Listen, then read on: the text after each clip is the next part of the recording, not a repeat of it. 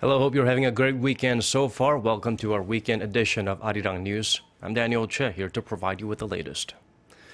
A group of North Koreans working at a restaurant outside their country defected to the south. On Thursday, it was the first ever such group defection, and Seoul's Unification Ministry believes it may not be the last. Connie Kim starts us off with what could be the beginning of a new trend in escaping the regime.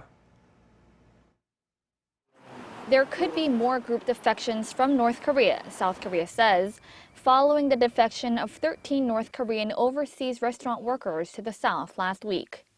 South Korea announced last Friday the group had entered the country on Thursday with a yearning for a free society, as they had seen in South Korean media. An official from Seoul's Unification Ministry said Sunday the group defection could have a significant impact within North Korea, considering all of the people were from, quote, good backgrounds, meaning they came from the middle class. One defector reportedly said she had discovered true happiness living abroad and believed this was her last chance to escape. Another was quoted as saying she couldn't see any hope for the North Korean regime with the latest sanctions on the regime and decided to escape to Seoul, which she said does have hope. North Korea operates many restaurants overseas, and they reportedly sent over $10 million back to the North last year. But there is evidence the latest UN sanctions imposed on the North last month are restricting its cash flow on many fronts, including at the restaurants, which South Korea encouraged both its citizens and local residents to avoid. Income from overseas is important for North Korea as it gears up for its Workers' Party Congress next month, the first in 36 years. Ahead of the meeting, the North launched a 70-day campaign directing people around the nation and government agencies to collect money to fund the construction of a new district in the North Korean capital. That's also upped the pressure on North Korean restaurants in foreign countries to send cash to the regime, and the workers are reportedly starting to develop alternative plans for earning more money, including through illegal means. Connie Kim, Arirang News. Turning to domestic politics, with just 3 days to go until the parliamentary election, the leaders of Korea's three main political parties are making their final attempts to win over voters in the country's major metropolitan areas, including Seoul. Oh Soo-young tells us more. As the weekend before Wednesday's general election comes to a close, the candidates have just a few more chances to swing voters in their favour. The leaders of Korea's three biggest political parties are going all out to campaign in the country's most populous cities, considered key battlegrounds for the upcoming election on April 13th. Kim Moo-sung, chairman of the ruling Saenuri Party, began his Sunday in the capital, hitting multiple electoral districts in eastern Seoul, including Gangnam, Gwangjin and Seongdong. In his remarks, Kim said that a vote for his party is a vote for the resumption of major national reform projects. Kim also took aim at the main opposition, the Minju Party of Korea, saying that it's an activist group that exists to disagree for the sake of disagreement.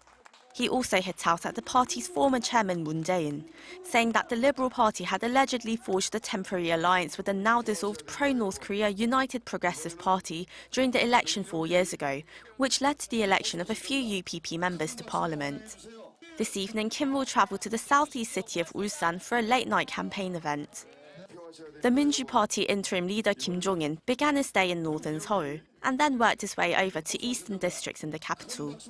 He will also make a swing through major cities in Gyeonggi-do province before returning to eastern Seoul in the evening. The opposition leader blamed the ruling party for the current state of the economy and said his party offers better prospects for the country's citizens. Meanwhile, An Chol-soo and Chun Jong-bae, co-leaders of the minor opposition People's Party, also had a packed day. An visited his own electoral district in Dowon-gu, among other spots in Seoul, before moving on to major cities in northern Gyeonggi-do province. He reiterated that support for his party would transform the current two-party system. Chun is scheduled to stump for candidates in Seoul after wrapping up campaign events in the southern city of Gwangju. Oh Soo-young, Arirang News. After the election is over, the Korean government says it will step up efforts to revive the economy. The finance ministry said Sunday the government will announce a string of major policies by the end of the month. These include job creation initiatives targeting young people and women, as well as a plan to add between 2 and 5 duty-free department stores in Seoul. Korea will kick off its first ever Dokdo Education Week on Monday in an effort to spread the word about the Korea-controlled islets. During the first 5 days of the campaign, the Education Ministry will offer special classes about Dokdo to elementary, middle, and high schools nationwide. For that purpose, it will distribute more than 1.7 million copies of its new Dokdo education book to schools around the nation. The materials will also be available on the websites of the Education Ministry and the Dokdo Institute of the Northeast Asian History Foundation. On the first day of the week, Education Minister Lee Jun-sik himself will be visiting Yeonil Elementary School in Pohang as a special lecturer there. The campaign is the latest response to Japan's continued claims to Korea's easternmost island. Most recently, Tokyo approved a set of updated high school textbooks that claimed Dokdo is Japanese territory. An elderly Korean victim of Japan's wartime sex slavery who lives in China is flown back to her home country after sustaining serious injuries in an accident. Ha Sang-suk, who lives in Wuhan, Hubei province, broke a rib and her pelvis on February 15th after falling down the stairs during a quarrel with a neighbor. The 88-year-old received treatment at a hospital in China but contracted an infection in her lung. A team of doctors from Korea's Jungang University Hospital visited her and then decided it was best to move her to Korea for treatment. Ha is the only former sex slave in China who has retained her Korean nationality. She was forced to serve in Japanese military brothels in China during World War II when she was just 17 years old. She lived in Korea for a few years after recovering her Korean citizenship in 1999, but returned to China because she had no living relatives in her home country. Bernie Sanders won his 7th victory in a row by sweeping the Wyoming Democratic caucus on Saturday, helping him keep up the momentum ahead of major contests in the upcoming week. The Vermont senator bested his rival Hillary Clinton 56% to 44% and picked up 7 delegates. He now has 1,068 delegates to Hillary's 1,756. Democratic candidates need 2,383 delegates to clinch the nomination. Next up, New York, the first of 6 populous eastern seaboard states with primaries that have a total of 753 delegates to offer. If Sanders wins in the Big Apple, it will deliver a decisive and humiliating blow to his rival, as New York is Clinton's adopted home, and she served as senator there for 8 years and still lives in the state. An explosion sparked by fireworks at a Hindu temple in Kerala, India, has killed at least 100 people and injured more than 200 others. According to Kerala police, the explosion occurred at 3:30 a.m. Sunday local time when fireworks stored inside the temple were ignited by another batch of fireworks used for an unauthorized fireworks show. Emergency teams used bulldozers to clear the area and the frantic search for survivors began. Police said the bodies would have to be identified using DNA testing as many were charred beyond recognition. The fireworks were stored for Hindu New Year festivities on Thursday, but permission for the celebration had been denied due to safety concerns and residents' complaints. Temple administrators and contractors related to the fireworks display are expected to face criminal charges. Virtual reality gadgets are the latest craze in the tech industry, but developers are now facing a new problem: virtual reality-induced motion sickness. Kim Mo-kyun zeroes in on the industry's latest stumbling block. Virtual reality is a computer technology that replicates a 3-dimensional world and simulates the user's physical presence, allowing the user to interact with the computer system. Recently, tech giants from all over the world are creating better products to provide the best virtual reality experience.